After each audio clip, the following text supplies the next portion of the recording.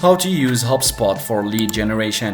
Hi everyone, in today's video I'll show you how to use Hubspot for lead generation. Hubspot offers powerful tools to help you attract, capture and manage leads effectively. So let's dive in. First, log into your Hubspot account at hubspot.com.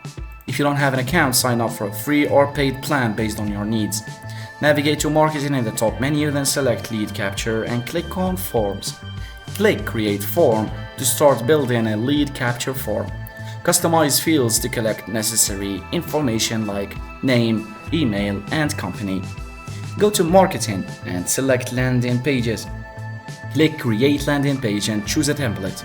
Customize the page with your form and add compelling content to encourage visitors to fill out your form. Navigate to lead flows under marketing and create a new lead flow to display pop-ups, slidings, or banners on your website.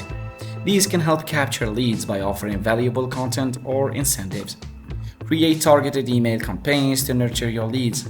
Go to marketing, then select email, choose create email, and design your email to offer value and keep your leads engaged. And that's it. You're now ready to use Hubspot for effective lead generation.